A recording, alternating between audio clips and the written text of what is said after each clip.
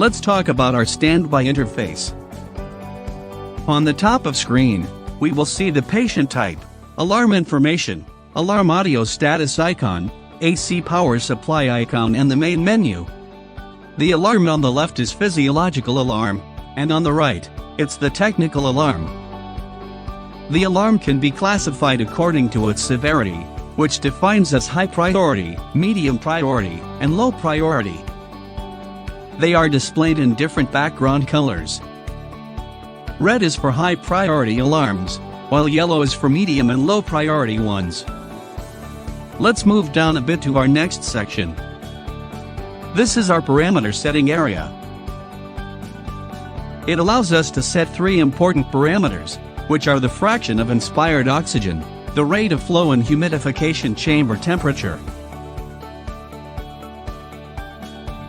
Firstly, the fraction of inspired oxygen is the concentration of oxygen in the gas mixture. The gas mixture at room air has a fraction of inspired oxygen of 21%. Meaning that the concentration of oxygen at room air is 21%.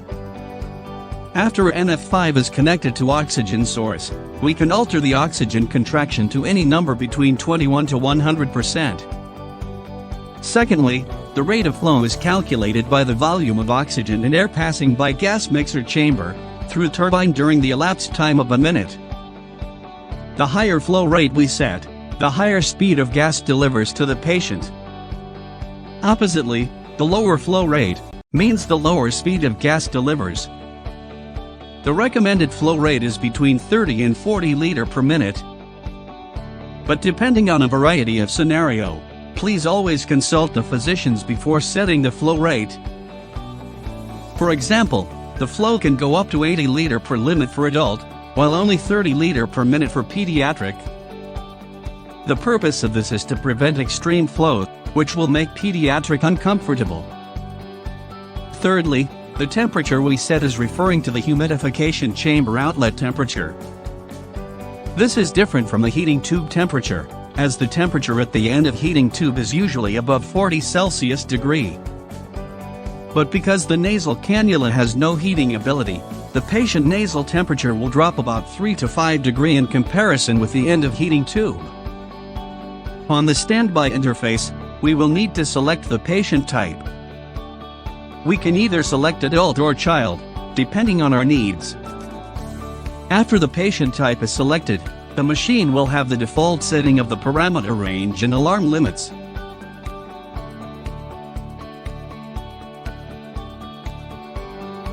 Press this square icon to enter the menu.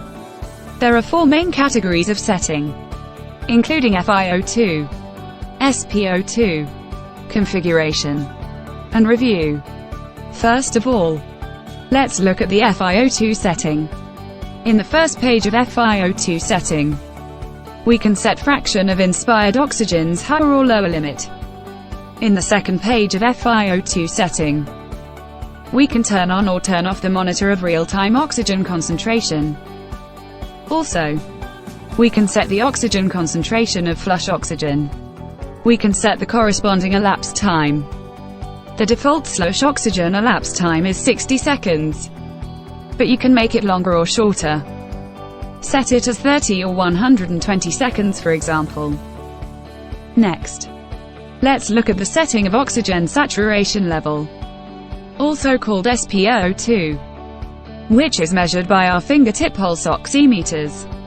In the first page of SpO2 setting, we can turn on or turn off the alarm of SpO2 and pulse rate.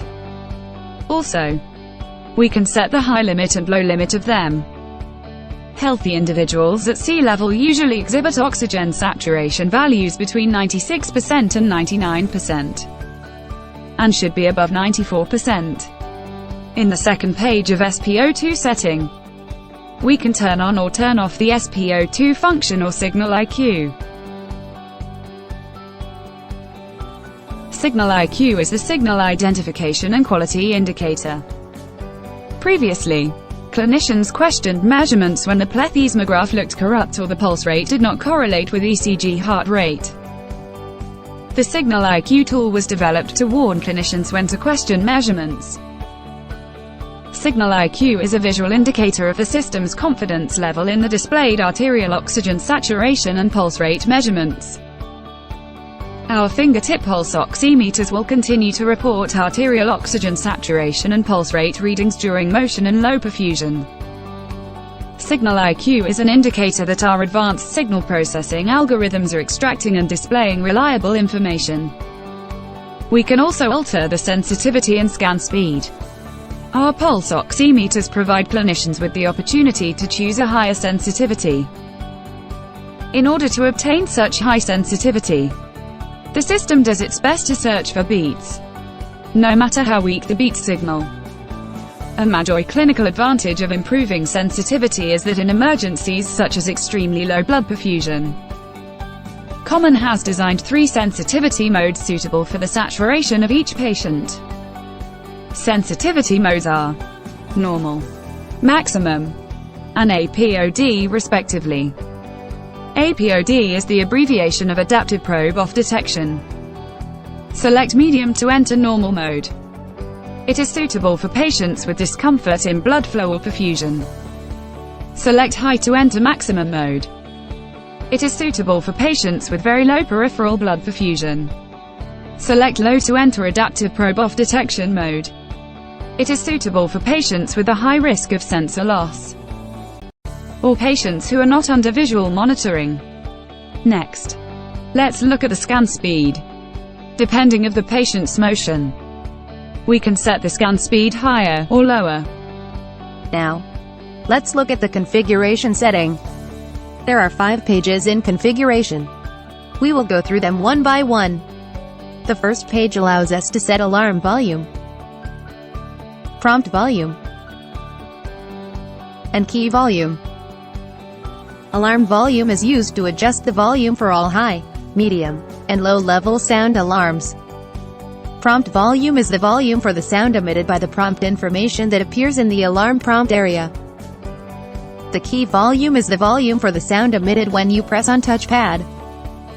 The minimum alarm volume can be set in the maintenance menu. The second page allows us to adjust the date format or time format. You can set them according to your preference.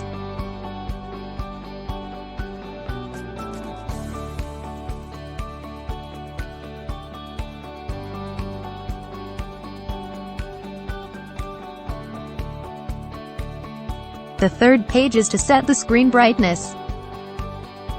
The fourth page shows the remaining hours to replace air inlet filter. The fifth page is the entry of maintenance.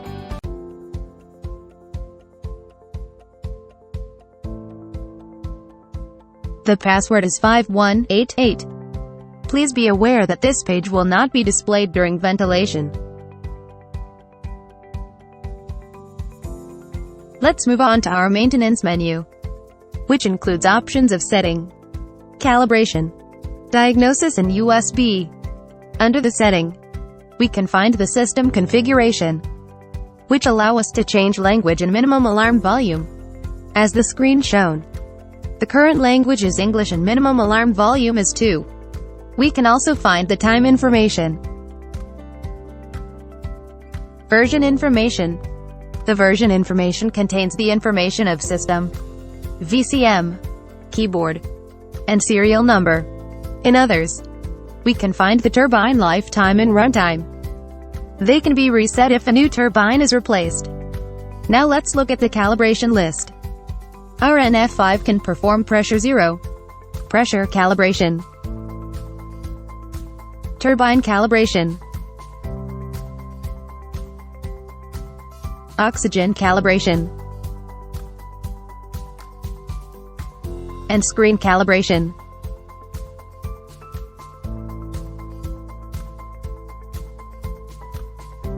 These calibrations are recommended in NF5 planned preventative maintenance. In the diagnosis interface, we can find the valve tool and calibration table. These are very useful for debugging the electronics and pneumatic issue.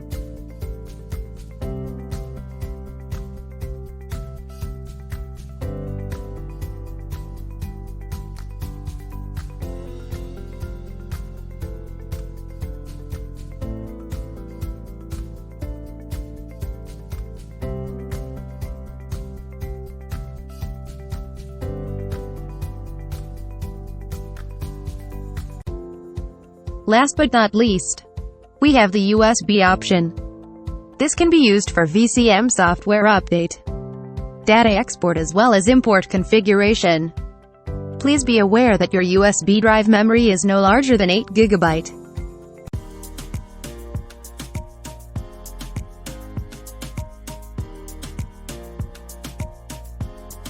Now, let's try the NF5 ventilation. By controlling the confirm knob, we can adjust the desired value of FiO2.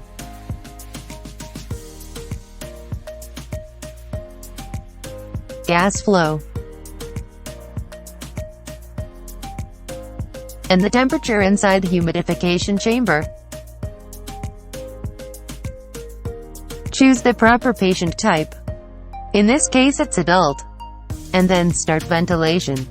The turbine turns on, and the air is delivered into the machine's pneumatic circuit, while at the same time, the proportional valve opens, and it allows the oxygen to enter the circuit. The amount of oxygen input is precisely controlled by the proportional valve.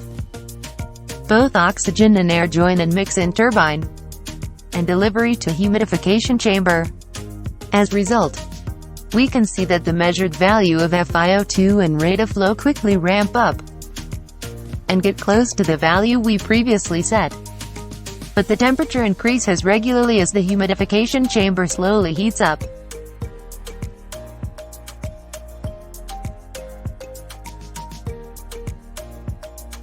Please be aware of that the temperature we set is referred to the humidification chamber temperature.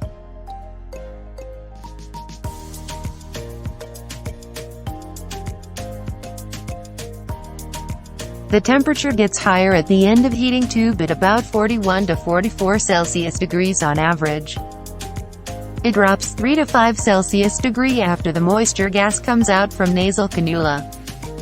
For example, when the measured temperature reaches 33 degrees, using the resistance temperature measuring device, we can find that the actual temperature of humidification chamber gas outlet is 33.9 Celsius degree, while at the end of heating tube, the temperature is 42.2 degree, and the relative humidity is 61.95%. This is to guarantee that less condensate is produced, and less condensate may reduce any interruptions to therapy.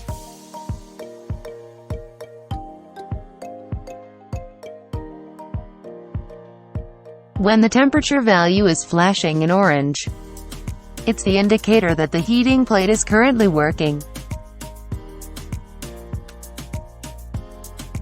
and the humidification chamber is heating up.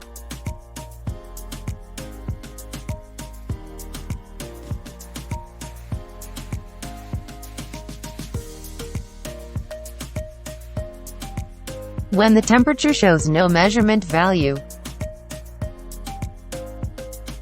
the humidification chamber is either missing or running out of water. You can press the oxygen plus button to start oxygen flush.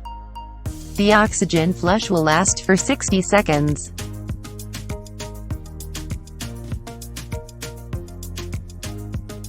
And you will see the measured FiO2 quickly ramp up to nearly 90%.